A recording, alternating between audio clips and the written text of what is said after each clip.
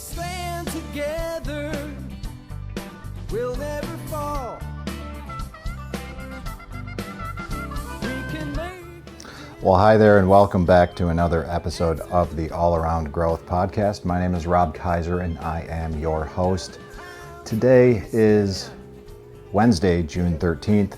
This is episode number 503 of a show where we talk about growth in all facets of life: personal, financial,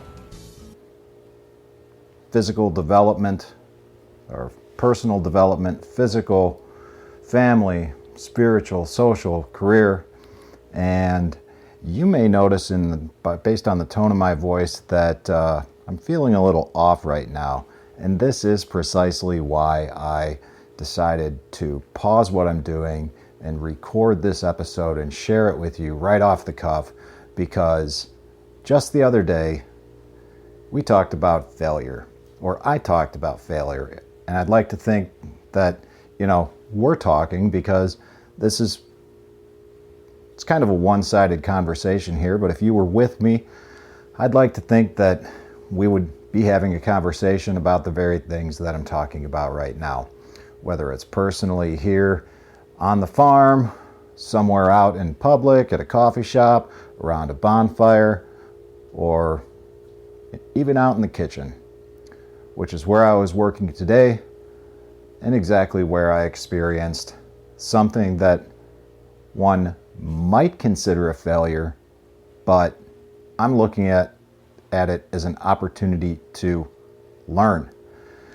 And let me explain what has transpired throughout the morning today and also yesterday as well. I've got a lot going on in life. There's a lot to take care of when someone passes away. And for those of you who don't know, my father passed away on May 20th. And many of you who listen to the show know this. I did an episode dedicated to him, episode number 500, titled Get to Work. And quite frankly, there's a lot of administrative work that needs to be done when someone passes away. And so there's just a lot of things to do. And there's a lot to balance in life, especially when someone passes away. And for a lot of us, most of the time, there's a lot to balance in life anyways, just in general. And so I've got a lot going on, while trying to balance everything that normally takes place in life, which leaves me with a full life as it is, and then trying to get all kinds of things done and make 2 batches of sauerkraut yesterday. I realized today, when I was making a 3rd batch of something similar but slightly different, because it's slightly different, I didn't just simply go off memory. I made sure to check the recipe and the salt ratios, and I realized that yesterday I effectively doubled the salt in the traditional.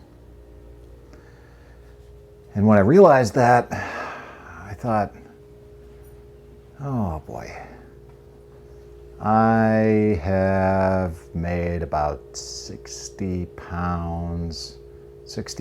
pounds of sauerkraut that is probably not going to turn out very well because of the fact that I added that much salt. So I got to thinking, okay, what do I do now?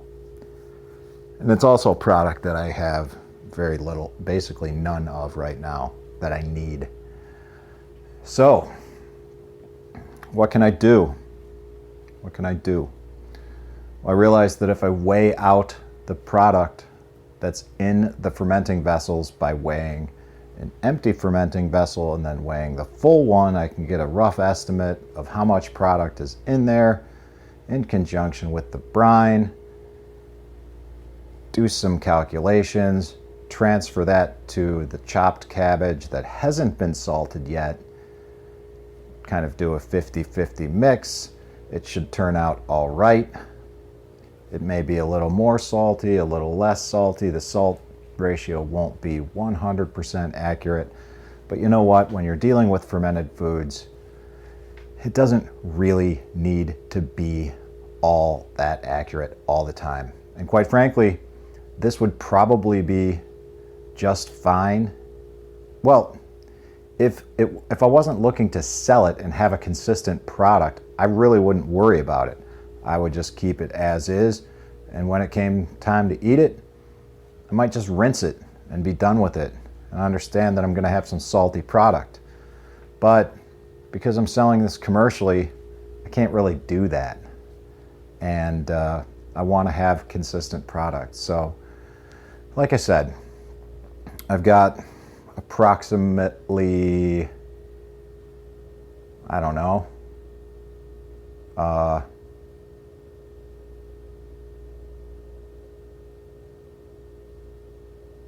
40 pounds or something right now of cabbage, maybe, let's just say 35 pounds of cabbage. It's hard to say.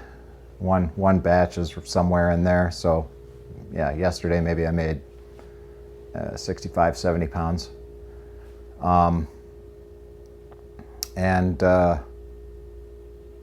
So if I take yesterday's batch that's already packed, mix it all up, and then mix it with the cabbage that I've got today that isn't salted, I can find a happy medium and fix my error from yesterday.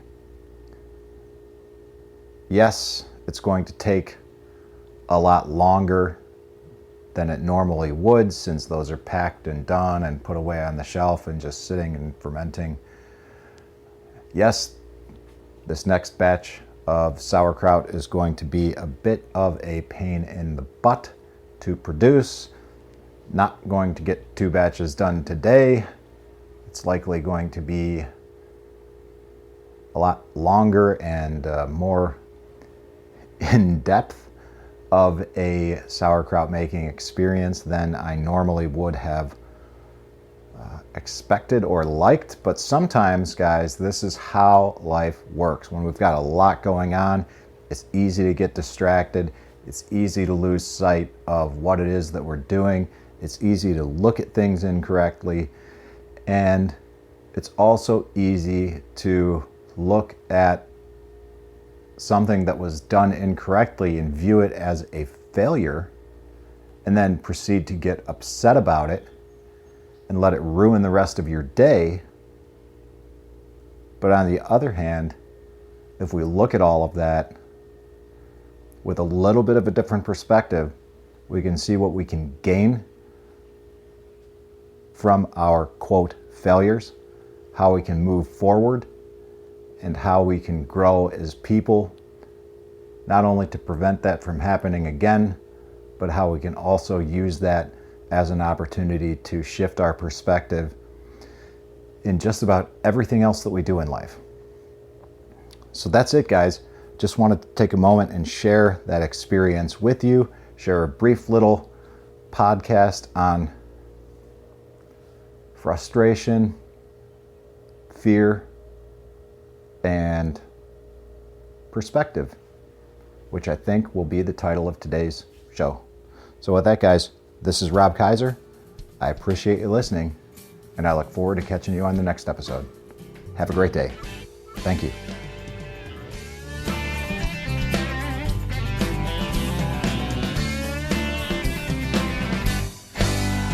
In a world of pain, what can I do? The needs are many and answers a few. People turn away and I wonder why. If I can help somebody, then I want to try. People may think that it's all that I believe in friendship and love, and truth is all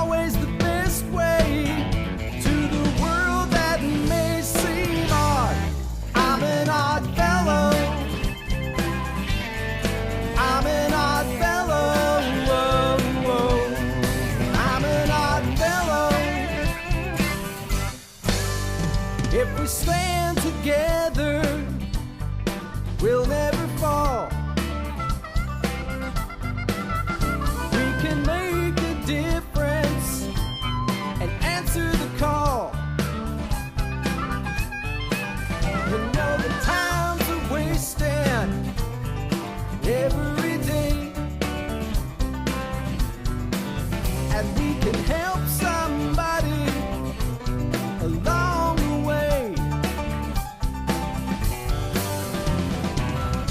People may think that it's odd that I believe in friendship and love.